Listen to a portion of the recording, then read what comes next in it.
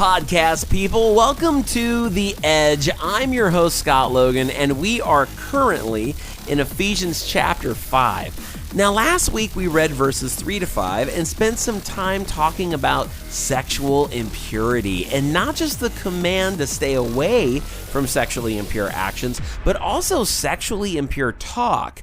You know, things like turning non-sexual stuff into sexual innuendos in the effort to make a joke, or just the blatant carnal garbage that comes out of people's mouths of a sexual nature. The stuff that can sometimes be difficult to avoid in our culture. A culture which doesn't just provide inappropriate sexual innuendo everywhere you look, but no matter what age you are, it places pressure on you to partake of the carnality with it. And you know the unfortunate thing? It's not just the world that tries to influence us in this way. It can also be those within the church who may say, "Don't worry, you can do this and be a Christian. Hey, it's okay that you live this way because you're doing the religious thing."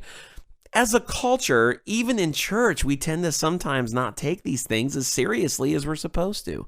Well, this week, as we pick things up in verse 6, we're going to see how Paul directs us to run the other way from those carnal actions and words.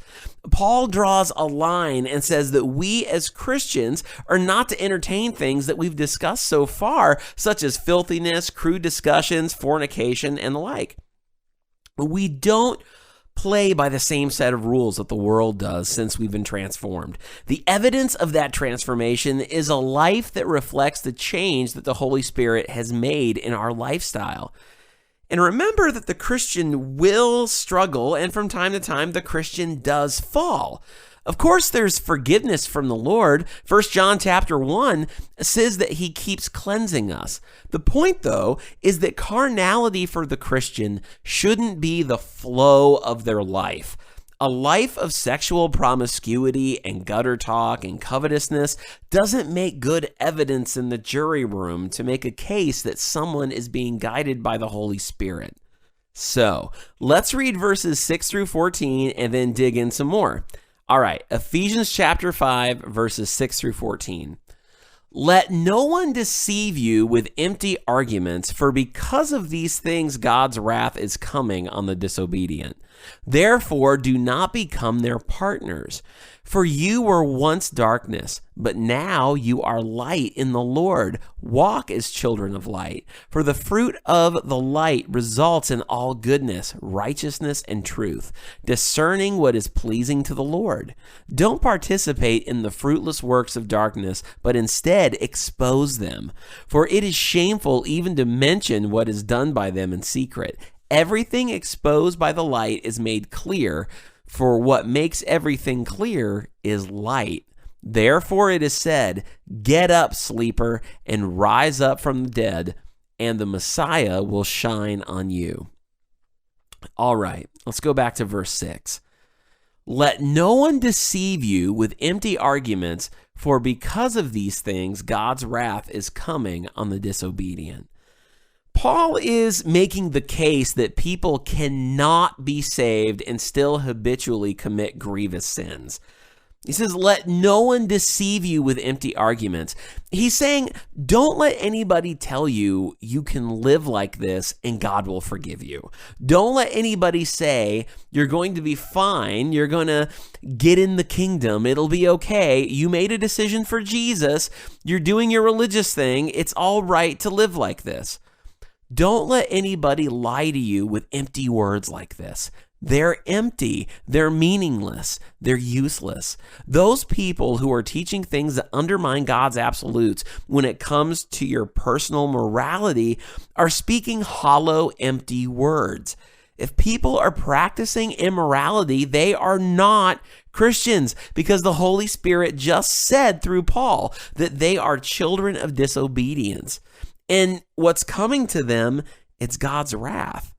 These are not the people that you want to mirror with your actions. These are not the people that you should ever say, well, they get to do it, I want to do it too.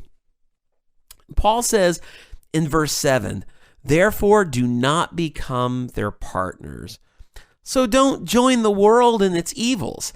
A child of God shouldn't compromise when tempted to partake in immoral actions. The evidence of a regenerated heart is to not backtrack into the ways of an unregenerated heart. To break up with our past life is the proof that we possess Jesus. Verse 8, "For you were once darkness, but now you are light in the Lord. Walk as children of light." You know, one of the biggest falsehoods we can subscribe to is trying to say that sin has a gray area. The problem with that mentality is that it will always motivate us to find ways to justify a sinful lifestyle. When we say that there are gray areas, it allows us to put sin on a ranking scale of heinous to not so bad, when the truth is that sin is sin. The Bible speaks in black and white, good and evil, darkness and light. There are no gray areas with sin. The reason that we can't be partners in the world's immorality is because light has no fellowship with darkness. Light refuses to coexist with darkness. They're opposites. You see, when we're talking about the word light in the Bible, light is used as a symbol. There are two aspects of light. We're talking intake and output. We intake light and then we output light. I said there are two aspects of light. The first is the intellectual side of light, and the second is the moral side of light. Now, intellectually speaking, light refers to truth. Look at Proverbs chapter 6, verse 23. It says, "For a commandment is a lamp, teaching is a light, and corrective instructions are the way to life." It's speaking of light as intellectual enlightenment. In Psalm 119, verse 105, it says, "Your word is a lamp for my feet and a light on my path." Same exact thing. It speaks of light as a guiding truth. Paul says in 2 Corinthians chapter 4, verses 3 and 4, "But if, in fact, our gospel is veiled, it is veiled to those who are perishing.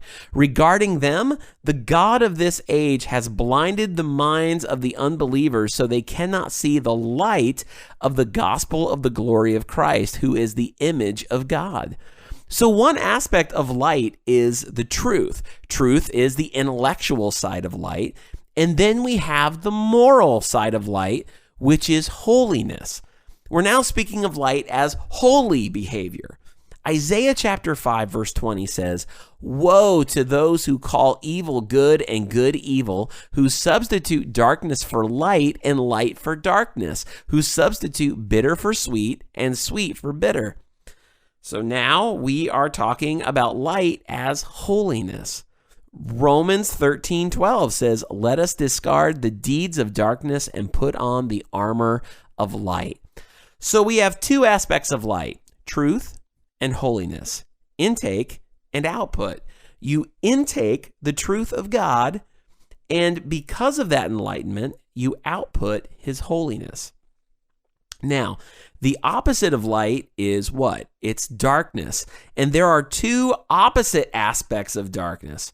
The intellectual side of darkness is ignorance. Instead of truth, it's ignorance. And the moral side of darkness is not holiness, it's evil. So light is knowledge and darkness is being blinded to it. These two are opposites, and there is no gray area. So we as Christians are to walk in light, which means we receive truth and we live a holy life set apart from the world's carnalities. Now, verses 9 and 10 say, "For the fruit of the light results in all goodness, righteousness, and truth, discerning what is pleasing to the Lord." Wherever light radiates, it brings a change of character and a change of conduct. We just said before that the Christian's life is a constant life of outflow.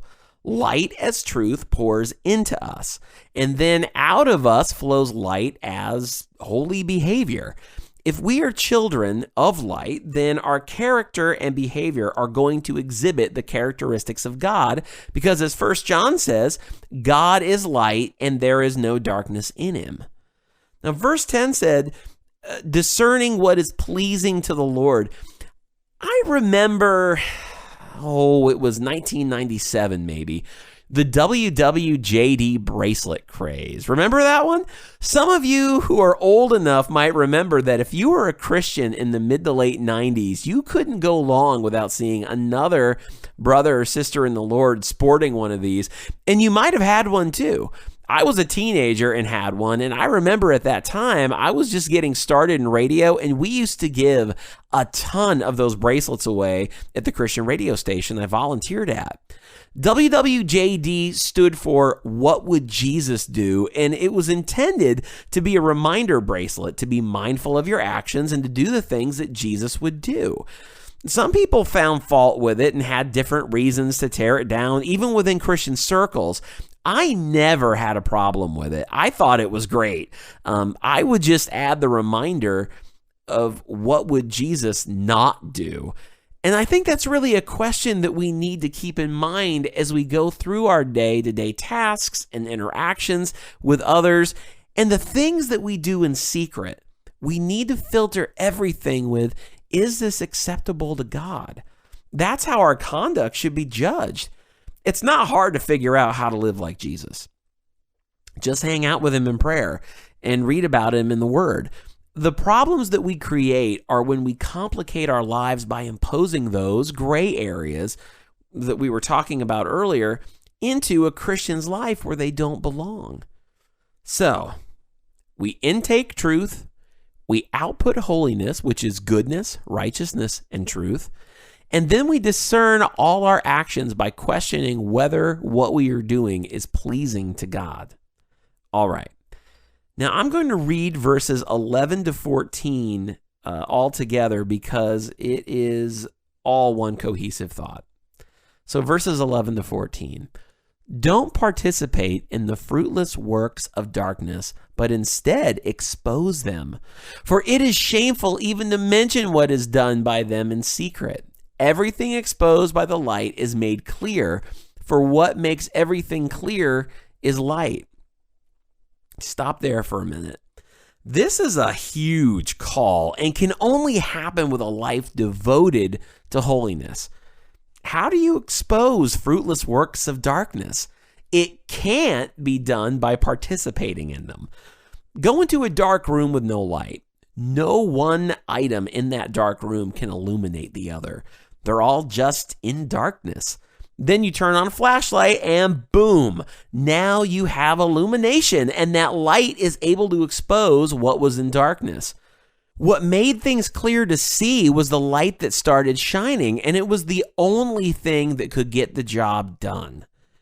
Guys, I've had friends and associates throughout the years who have lived with the notion that the best way to reach people in the dark was to also participate in the activities of the dark. The problem with that is simple science. Unless you turn a light on, nothing is going to be illuminated. Dark can't illuminate dark. That's just fact. So you need to be the opposite of dark to actually be able to shine a light on sin and expose it. And that's our call. That's a commandment. We get so caught up in our culture with just wanting the Christian church to be palatable to the world, and we get so caught up in the ideal of being tolerant of everything that we become afraid to be a light in the darkness and expose sin. But here's the most basic of truths. People don't get saved without coming to God and repenting of their sin. And the kicker is that no one knows what sin is unless it's exposed. It isn't evangelism to just tolerate everything. It's evangelism when we cause people to face the fact of sin. It certainly doesn't mean that we're not loving, but it wouldn't be love if we never talked about the evil. We are the lights of the world.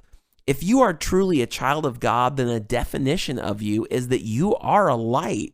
You are going to do what light does and illuminate. If you don't exhibit the qualities of light, then there is no gray area. You're dark and in need of someone illuminating you. So we can understand that to be a functioning child of God, we need to walk in light, and we can't do that if we keep acting like the dark. Let's not live lives that exhibit fornication and filthiness and uncleanness, crude joking, or bitterness, but let's strive to imitate God as we are called to and be light because He is light, and we will exhibit goodness, righteousness, and truth. If you're listening to this podcast and you're saying, I've never experienced the light, then I would leave you with the last part of verse 14. Therefore it is said, get up, sleeper, and rise up from the dead, and the Messiah will shine on you.